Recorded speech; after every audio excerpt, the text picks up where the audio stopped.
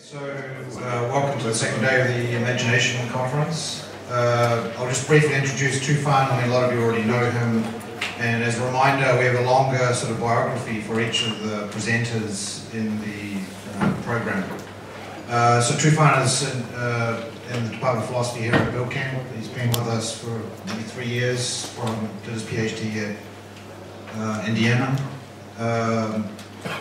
And as I said, that he's basically the main driver for this event. So interested to hear his talk. After his talk, then Meta Doan will provide some comments. Thank you. So today I will talk about the ability hypothesis. I'd like to tell you what that is. Here's the plan for the talk. First, I will talk about the knowledge argument from Frank Jackson. It is an argument against physicalism, and physicalism is the view that mental states are nothing over and above physical states. So they are either physical states or they are functional states realized by the physical states. So nothing funny is going on, metaphysically speaking. That is physicalism, and the knowledge argument is an argument against that. Then ability hypothesis is a physicalist response to that. So I will criticize the original ability hypothesis, and I will offer a modified version of it, and I will argue that this modified ability hypothesis is actually successful given what the original ability hypothesis is trying to explain. And I will try to convince you that I am right. So that's part of the plan. Alright, so the knowledge argument. Frank Jackson's knowledge argument. Mary, so it's a thought experiment. Mary is a super scientist, and she knows every fact about human consciousness and color experience expressible in physical functional language, right? Objective scientific language. So she knows all such facts, all the physical facts about what it is like to see red. However, she is living in she's captured in a black and white room, and she has never seen colors, right? So she has only seen black and white in this room. You can think, maybe she saw the, capillaries in her eye when she looks at the, reflective surface or something like that. So this is a thought experiment. Just, you are stipulating that she has never seen any colors, right? But she knows everything there is to know in terms of the physics and optics and biology of color experience. Then one day she sees a tomato, right?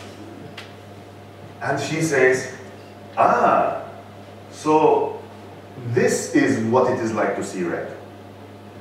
This is what people see when they see red. I didn't know this. So now she learned something. She learned a new truth. She learned a new fact. But she knew all the physical facts. Therefore, the new fact she learns must be a non-physical fact. So there are non-physical things about human consciousness. This makes sense? So this is the argument, right? So the argument is, pre-experienced Mary knows all the physical facts about human color vision. There are some facts about human color vision that pre-experienced Mary does not know because she learned something new. Therefore, there are non-physical facts about human color vision, right? Which she didn't know when she was in the room before her experience. Okay, so this is the knowledge argument against physicalism. And the ability hypothesis response to this is this. So this is about what Mary learns when she sees red, right? And the idea is what Mary learns when she sees red is not a new fact, right? So the ability hypothesis, Lewis and Nemrov, they say to have phenomenal knowledge of experience E is to have the abilities to imagine, remember, and recognize E. So that experience E. So what Mary learns is not a new fact according to this view, but she just gains new abilities. Yes, something happened. There is some improvement, but the improvement is not gaining a new truth, right? Knowing a new truth, but it is acquiring new abilities. So according to this view then, phenomenal knowledge, what Mary learned when she sees red, is know-how, not knowledge that, not propositional. So Mary doesn't know what it is like to see red before she sees red. But this is something like Mary doesn't know how to swim. So imagine Mary in the room, right? So she can't learn how to swim. in the room, right? There is no water. But she can learn every scientific fact, general scientific fact, about the biology and the hydrodynamics and all those facts about swimming, right? All the truths about swimming, physical truths. But then she leaves the room and learns how to swim, so then can we say that, okay, there is something she didn't know about swimming, which is actually how to swim, right? So she learned that, therefore, swimming is not completely physical. Right? That doesn't make sense, right? She knew all the facts, she learned how to do it after she left the room. The same thing. So this is the ability hypothesis. The same thing happened. She knew every fact about human color vision, what it is like to see red. She just learned how to imagine it, how to remember it, and how to recognize it. She did not learn any truth. This is the ability hypothesis. All right. So here's what Hughes writes about the explanandum of the ability hypothesis, what it is supposed to be. It might be suggested that knowing what it is like to taste Vegemite really means what I would call knowing what it is like to taste Vegemite under the description tasting Vegemite. I disagree. For surely it would make sense to say, I know this experience well, I have long known what it is like. Okay, I had the knowledge, this one kind of knowledge. But only today I have found out that it is the experience of tasting Vegemite. But this verbal question is unimportant. So there are two different kinds of knowledge. Right? One is expressed this way, I know this experience well, I've long known what it's like. And then you learn something about that, right? That experience, that is, it is the experience of this, what it is called Vegemite, or it is normally experienced under these conditions, something like that, which is, according to him, the verbal side of it, and it is not very important because it's just propositional knowledge, and it is not, it doesn't pose a problem for the physicalist. That's the idea. So then let's distinguish these two kinds of knowledge. So let's tweak it a little bit. So this is based on Niederrumelin's Mariana case or Stoljar's experienced Mary case. There are different versions of this.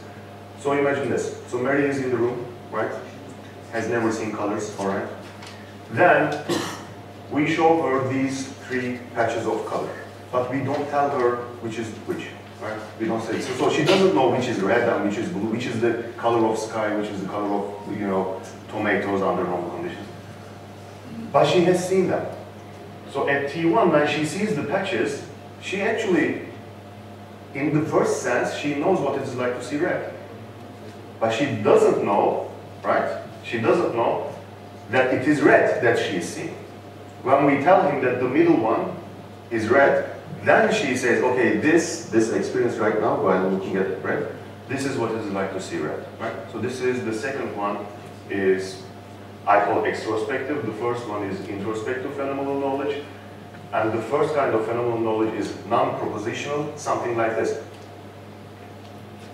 Someone says, so for example, we are talking about life, and then the person says, life is really painful or something, and I say, you don't know pain, right? You don't know, and they say, I know pain, and I say, you don't know pain, right? So, I'm not saying you don't know some fact about pain. What I'm saying is you don't know pain in a non-propositional sense. You're not acquainted with pain, right? You don't know the experience. I'm not saying you don't know that something. No, I'm talking about the pain itself. You don't know that. Extrospective, I call this extrospective because there is an aspect of it that you learn about, right? It's external to you. Not just the experience, but something about the experience. So, for example, she knows that, or she doesn't know that pain is normally triggered by tissue damage or something like that. Now this is proposition. This is true or false, right? When I say you don't know pain, that doesn't involve truth or falsity. Okay, this makes sense, I hope, right? Now, if we remember from Lewis's quote, this is what the ability hypothesis focuses on, and I will do that too. Okay? I think this extrospective phenomenal knowledge does pose a problem for the physicalist in the context of the knowledge argument. But now I will focus on this, introspective, because this is what Lewis focuses on. So, phenomenal knowledge, and now I mean introspective phenomenal knowledge, right? I know pain, that kind of, I know the taste of vision. According to the ability hypothesis, phenomenal knowledge of an experience is abilities to imagine, remember, and recognize that. This is Lewis's version. Actually, there are other versions, like just imagining, for example. So here's what I will do. This is the original, and I don't like this. So I will recite this. And then I will offer a better version. First, I will talk about the ability to imagine. And I will claim that ability to imagine is not sufficient. Having the ability to imagine is not sufficient to have the phenomenal, introspective phenomenal knowledge of an experience. I will also say it is also not necessary. So it is just irrelevant. Right? Then I will focus on the ability to remember and recognize. And I will say it is necessary, but it is not sufficient for phenomenal knowledge. So something else is also necessary. And I will say ability to discriminate is necessary, which actually Benson also said in his 2009 paper. And I will say it is necessary, ability to discriminate. And then I will define this, the ability to phenomenally categorize, and I will say this is the necessary and sufficient condition. Having this ability is a necessary and sufficient condition to have this kind of introspective phenomenal knowledge, right? So this will be the version of the ability hypothesis that I propose, and then I will talk about the indications of this ability. All right. So ability to imagine. Mary, in her room again, before seeing any colors, and one day, her captor, right, they put an ability machine in his room. So this is an ability machine which looks exactly like an MRI machine for some reason, but so this is the ability machine, right? So here's how it works. You just enter all the physical information or functional information, whatever, about an ability that you want to acquire. Then you go into this tube, and then the machine alters your, neurons or your muscular structure if necessary, everything, whatever is necessary, and then gives you that ability, right? So this is an ability to acquire. So this is a machine to acquire abilities. And Mary, of course, wants to see red, right? And she programs the machine to acquire the ability to imagine red, right? So that if she tries to imagine a red tomato, she will actually accurately imagine it, and then she will be acquainted with the phenomenal redness. And she does that. Goes into the machine, into the tube, the machine works, and then she gets out, and she takes a deep breath, all right, and then another deep breath, and then she tries to imagine a red tomato, and she does, accurately. And then she says, so this thing that I'm imagining right now is what it is like to see red. This is what people see or imagine, right, when they see or imagine red. Now, the thing is, she learned what it's like to see red when she actually exercised the ability, right? When she left the machine, she had the ability to imagine, but she didn't have the phenomenal knowledge of red. She had to exercise the ability. So only having the ability is not sufficient for having the phenomenal knowledge, right? I think this conclusively shows that ability to imagine is not sufficient for having the phenomenal knowledge of something. You should exercise the ability and get acquainted with the experience in order to gain the phenomenal knowledge of it. So, not sufficient. Ability to imagine is not sufficient for phenomenal knowledge. Is it necessary? Well, Nimrod says, so I think remembering and recognizing, they are necessary, by the way. So you need to, when you see the color, you should correctly identify it as something that you have seen before, if you know it, right? And Nemirov says, remembering may be regarded as a special context for imagining, and deprived of the ability to imagine colors, one must also lack visual memory of colors, since visual memory implicates visual imaginative abilities. So in order to remember, you need to be able to imagine it. So according to him, imagination, the ability to imagine is necessary for remembering, and remembering is also necessary for having that phenomenal knowledge, which means the ability to imagine is necessary. Which I disagree. Because of aphantasia, right? We talked about this yesterday. So here's a, this is from my online forum, right? I will read this. So this is from an online forum. I can remember and reproduce colors quite well, even though I have no visual image of them in my non-existent mind's eye. I have been trying to understand the process by which I do this, but it is hard to understand and even more difficult to describe. I have a sweater in my dresser, for instance. It is a bright pink, slightly more toward the blue end of the spectrum. I mixed up what I thought the color was in Photoshop and colored a large image with it, and went and got the sweater. Holding it up next to the screen, it is damn near spot on. I can't see images, so how can this work? Is it possible to think in the abstract about color? So then this person cannot imagine. However, she can remember what it is like to see that color, and based on that experience, right, she can correctly, right, accurately find that color. This is from Adam Zeman's work. He and his co-authors report that most of the participants in their study discovered in their teens or 20s, to their surprise, that when others spoke of visualizing items in their absence, these others had a genuinely visual experience. So they didn't know that, and we did talk about it yesterday, actually, right? He also told us about this. So here's a quote from Watkins. I was already 35 and working as a physicist in Cambridge when a half-page newspaper column first tipped me off about the real meaning of phrases like the mind's eye and bringing back memories, which up until then I can only assume I took to be figures of speech.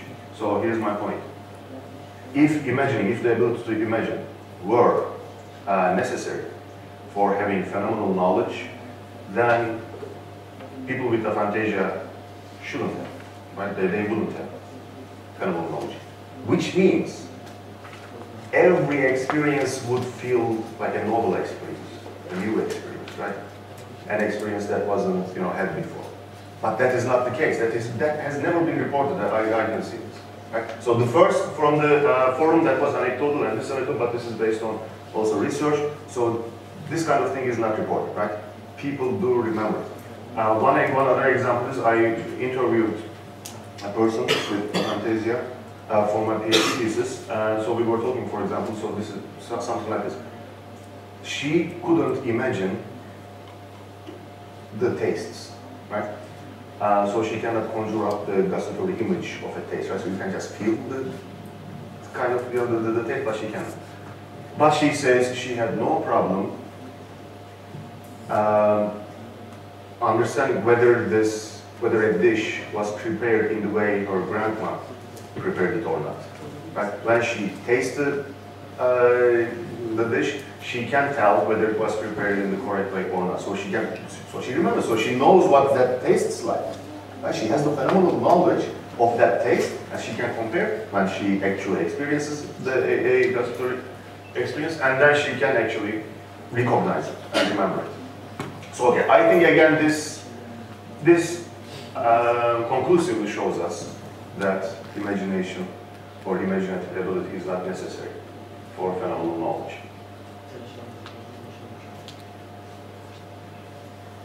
So I call this mnemonic recognition ability, which is actually remembering and recognizing. So because you cannot recognize something if you cannot remember it, so I think it's just the same thing. I don't think we should differentiate them. But in order to emphasize, I'm also talking about remembering, so this is, I will call this mnemonic recognition ability. here's what Lewis writes about recognition. When you have a new experience, you gain an ability to recognize the same experience if it comes again. If you taste Vegemite on another day, you will probably know that you have met the taste once before. And if while tasting Vegemite you know that it is Vegemite you are testing, then you will be able to put the name to the experience if you have it again. Right? So based on your memory, you identify it as something that you have tasted before. Right? And I think this is necessary. Right? I think this is necessary. If you cannot do this, that means you don't know it. Maybe you knew it, you forgot about it, right? But if you cannot do this, when you see it, you cannot recognize that it is the color that you have seen before, or you cannot recognize the taste as something that you have tasted, that you had before. That means you don't know it. Maybe you don't know it anymore, or maybe you have never learned about it. So I do think this is necessary, able to mnemonically recognize.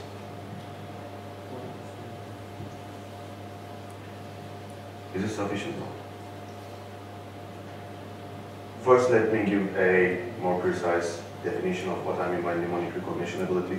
Having the ability to mnemonically recognize experience E is having the ability to associate imagining or having experience E with remembered instances of imagining or having the experience E as examples of the same experience type.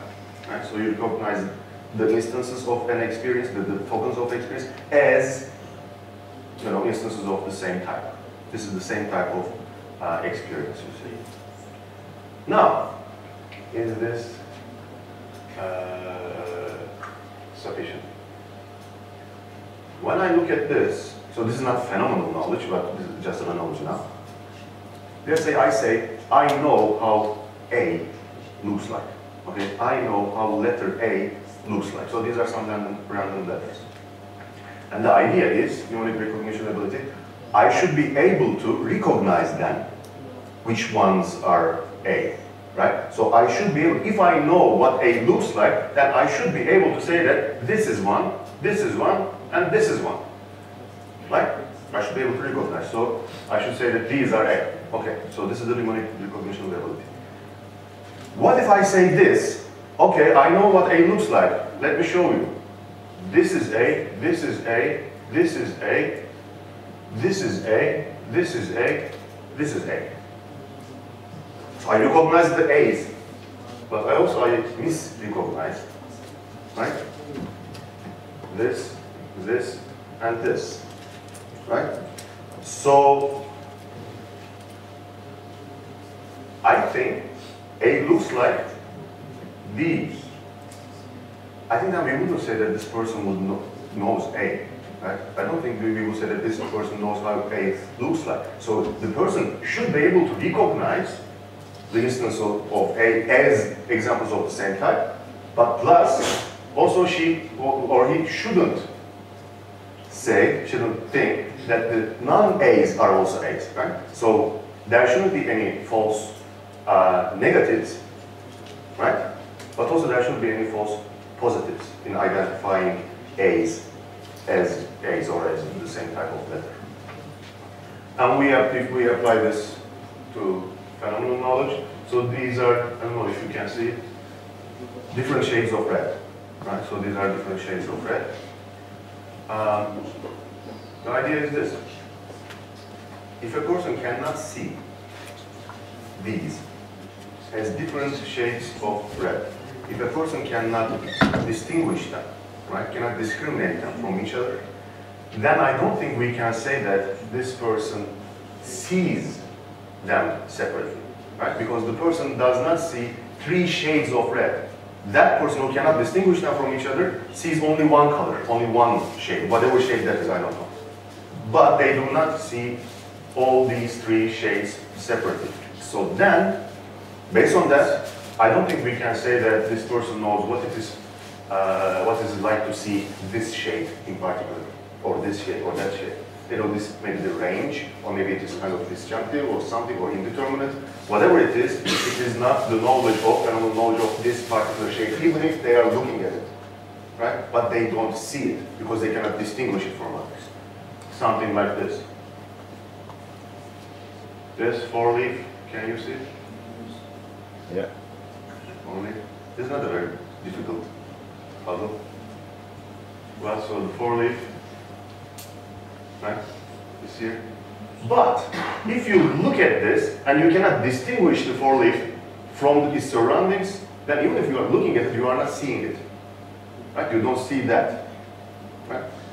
So then in order to see it, you need to be able to distinguish it from its surroundings. Right? So that's the idea, actually.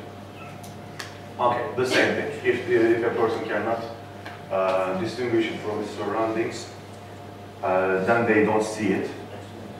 So, which means the mnemonic recognition ability is not sufficient.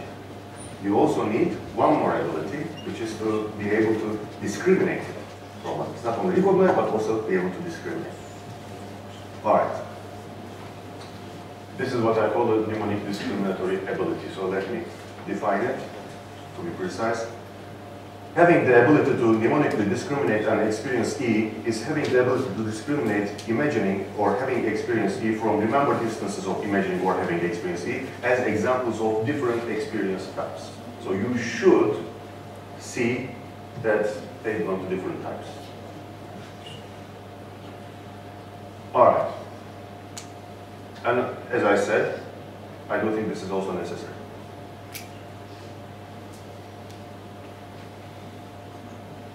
So then we can define an ability like this. So the ability to mnemonically recognize and mnemonically discriminate, and I call this ability to mnemonically categorize. So let's just combine them. So we said both of them are necessary, so let's just combine them, and we can call them the ability to mnemonically categorize. So recognize and discriminate. Okay? So I argued that this is necessary, right? This is necessary.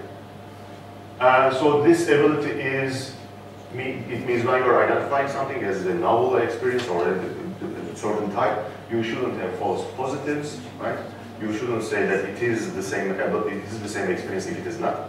Also, there shouldn't be any false negatives, which means when you say it is, when you discriminate them, when you say this is not the same, you should also be right about it. So no false positives and no false negatives. And as I said, the ability to mnemonically categorize experience E is necessary for phenomenal knowledge of E. That was what I was arguing about. Now, of course, the question is it sufficient? Is this sufficient?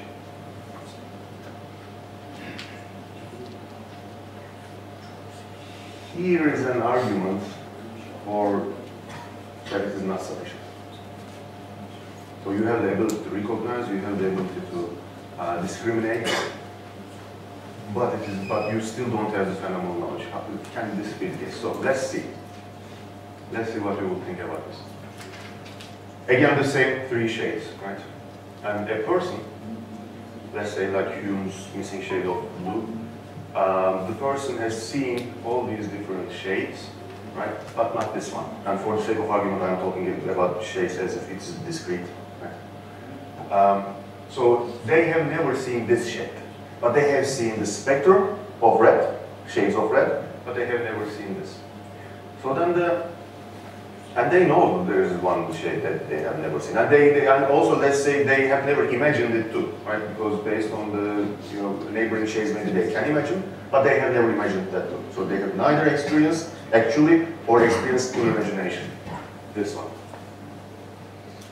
The question is, do they now, even though they have never seen the color, which means they don't have the phenomenal knowledge of the shade, the missing shade, do they have the ability to recognize and discriminate that shade? Now let's think. If one day they see this shade, right, given that they are remembering the other shades, right, so these are in memory, right, when they see this new shade for the first time, they can actually say, well, this is the missing shade. So they recognize it. They say this is the missing, so correctly identify it as the missing shade, right? So in that sense, they recognize it. And also, they are of course able to discriminate it from other shades. So they have both the ability to recognize and the ability to discriminate this shade. However, they didn't know it before they see that. So then this would be an argument to the conclusion that the ability to mnemonically to categorize is not sufficient, right? Even if you have that, you don't have the knowledge, for example. But of course, there's something fishy going on here, right? I think this should be emphasized. And in the original ability hypothesis, it is not. I think this should be explicitly emphasized. The way they recognize this missing shape when they see it for the first time they see it, and then they say, okay, I knew, right? So this is the shape that I have never seen before, right? So this is the missing shape. The way they recognize it as the missing shape is inferential. They make an inference there. So this is a novel experience of a shade of red. This is not one of the shades that I have seen before. Therefore, this is the missing shade that I have never seen before, right? So the recognition is based on an inference. But in order to have phenomenal knowledge, recognition, right, should be non-inferential. It is based on the phenomenology of the experience. I think this is very important, and this should be emphasized. So then this is not a counterexample to it. So this only shows we should put one more condition there. And finally, I call this the ability to phenomenally categorize. And here's how we can define it. The ability to recognize and discriminate an experience, and which the definitions I gave before. So phenomenally categorize is the ability to recognize and discriminate an experience in virtue of its remembered phenomenal character, in virtue of that. Right? So again, remembering is here, so it's still mnemonic, right? Based on the phenomenal character, you should be able to recognize and discriminate. And I think this is necessary and sufficient. If you can do this, that means you know what it's like to see red or whatever experience we are talking about. And if you don't have that, that means you don't know what it's like to experience that. All right, so I call this, this is the ability hypothesis, the modified ability hypothesis that I was talking about at the beginning of the talk. I said I would offer. So this is the modified version. Having introspective, again, non-propositional, introspective, phenomenal knowledge of experience E is having the ability to recognize and discriminate experience E in virtue of its remembered phenomenal character. So having introspective phenomenal knowledge, I think, is to have the ability to phenomenally categorize. Now, what are the implications of this? First of all, imagination has nothing to do with it. Imagination has nothing to do whether you know an experience or not. It is a kind of a common sense thing, though. Many people think this, that imagination is part of it, because what? Again, let's say pain, right? So I know what pain feels like, I say, right? I know what pain feels like. And what would you think, in a common sense, way? That means I can imagine it, right? So that I know what pain feels like. What does it feel like if you ask me, right? Or if I ask you, what do you think a toothache? What does a toothache feel like? What would you do? The first thing you do, try to imagine it, right? So it seems like imagination is part of phenomenal knowledge. And if you cannot imagine it, then you don't know it, right? That's kind of very, very common sense way of thinking about it. So that's why many people think that imagination is part of phenomenal knowledge. But I hope I showed you that it is not actually. Right? Imaginative ability is not necessary or sufficient for phenomenal knowledge. I think the idea is something like this, why people think imagination is part of this introspective phenomenal knowledge. So something like, so I know someone, let's say, okay? So for example, so think about your best friend, right? So you know your best friend, so you can recognize your best friend, right? When you see your best friend, you always say, okay, you are whoever, right? You are my best friend, you say. And you always recognize him. And you don't go to the strangers and, hi friend, you don't say that to the strangers because you don't confuse them, so you can discriminate him from other people. Okay, so you have that ability too. And the ability to imagine would be something like you are carrying a picture of him with you, right? So when he is not around, you can still have, right, his appearance, right? Something represents him visually, right? You can still have that, and then you can discriminate and recognize that too. But that is it. So this is just another way of representing him. You can either actually see him, or you can have a representation, visual representation of him. So imagination, so imagine that mental image of a experience is just another way of representing it, right? So it's not part of knowledge, but it is actually part of exercise of knowledge. Maybe you can exercise your knowledge, right? So you can, because now we are talking about know-how, so that's why you can exercise, right? So you can exercise your knowledge, your phenomenally, the ability to phenomenally categorize based on the actual experience or imagined experience, right? It is neither necessary nor sufficient having the ability to imagine, but in reality we use it a lot, right? Like carrying a photo of your friend. It just helps. All right, so there is that, and that has some implications, I think, about phenomenal concepts too, so I won't go into that. Professor Papino will talk about that too.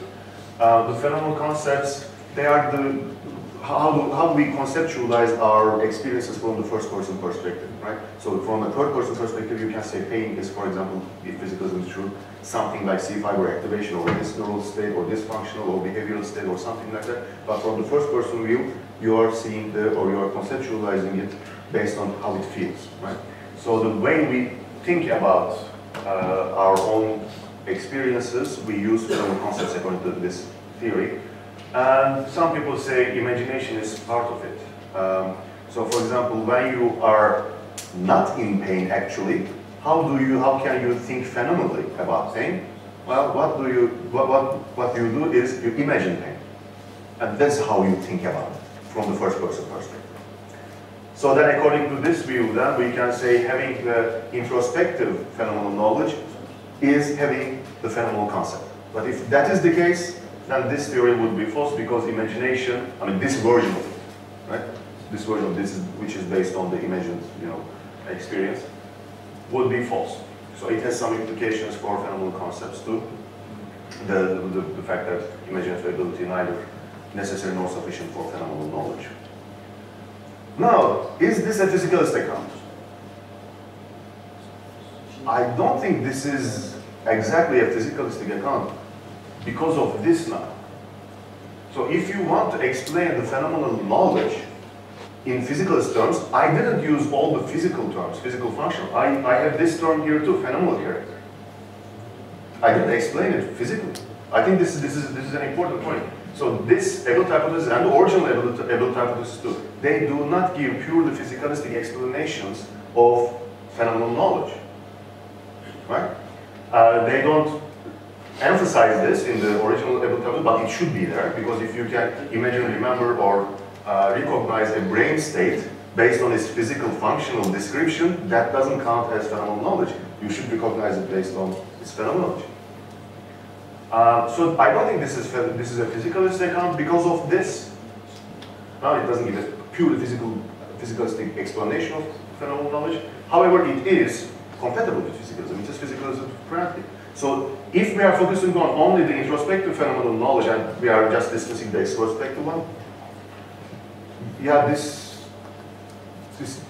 does mean that phenomenal knowledge does not pose a problem for physicalism, actually, because this can be physical or non-physical phenomenal character, right? This would pose a problem, phenomenal knowledge. That according to the knowledge argument, phenomenal knowledge poses a problem for physicalism. Actually, this phenomenal knowledge, introspective phenomenal knowledge, would only cause a problem for physicalism if physicalism is false, right? If this is nothing. So then dialectically, it's not powerful at all, right? So knowledge argument. So I think if we are focusing on the introspective phenomenal knowledge, this is a good reply to the knowledge argument if, and only if, we are focusing only on the introspective phenomenal knowledge. And I do think actually, so I won't talk about it because I don't have time, but extrospective phenomenal knowledge is still a problem, I think, for the physicalist. But since Lewis and Nimrod, they focus on the introspective phenomenal knowledge, I focused on that. And given that, I do think this is the acceptable, the plausible version of the ability hypothesis. And as I said, imaginative ability, even though it is in the standard formulation of the ability hypothesis, imagination is always there. I don't think it is the case. So I think this is the plausible version of the ability hypothesis. Thank you.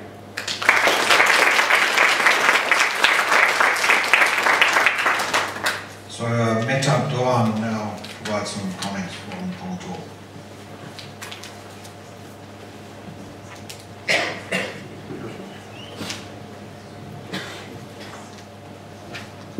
Thank you, Tufan. Tufan made an important contribution to ability hypothesis and reformulated it. He showed us that imagination is neither necessary nor sufficient for phenomenal knowledge.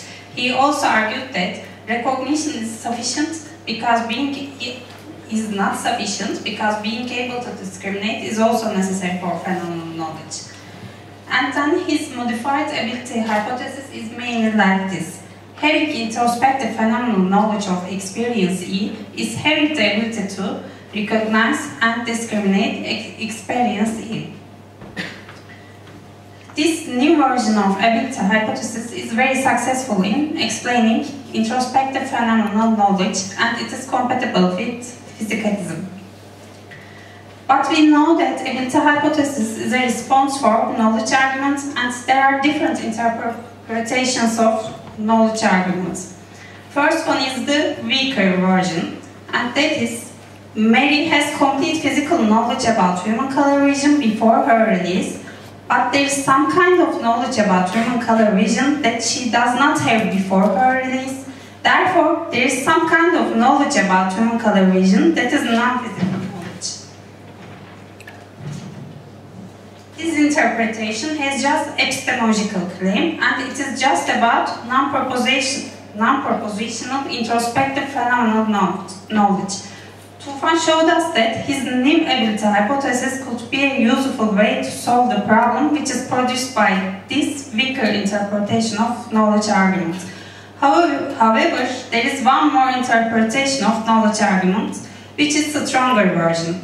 According to this version, Mary knows all the physical facts about human color vision before her release, but there are some facts about human color vision that Mary does not know before her release. Therefore, there are non-physical facts concerning human color vision. This stronger version has not only epistemological but also ontological claim. This interpretation refers to extrospective phenomenal knowledge, which is propositional. Extrospective phenomenal knowledge seems to have subjective components, and ability hypothesis does not say anything about subjectivity problem. This problem has been discussed in many different ways in the literature of philosophy of mind, such as the heart problem, explanatory gap problem, and qualia problem, etc. Tufan claimed that new ability hypothesis has a potential to solve this problem, but he didn't offer a clear account to solve this problem. He just said phenomenal concept strategy may be useful. Therefore, I may try to formulate it by relying on Tufan's new ability hypothesis. Phenomenal concepts are recognitional concepts. To have the phenomenal concept of experience E is to have the ability to recognize and discriminate experience E. To have the phenomenal concept of redness is to be able to recognize and discriminate experiences of redness while having them. The phenomenal concept of experience refers directly to its referent, that is the physical property of experience. And it means that there is no other property, there is only physical property. As a result, in order to reply epistemological and ontological claims implied by knowledge arguments, we need to have a clear account for both introspective and extrospective phenomenal knowledge. New ability hypothesis of Tufan with a phenomenal concept strategy could explain phenomenal knowledge as a whole within the borders of physicalism. Thank you.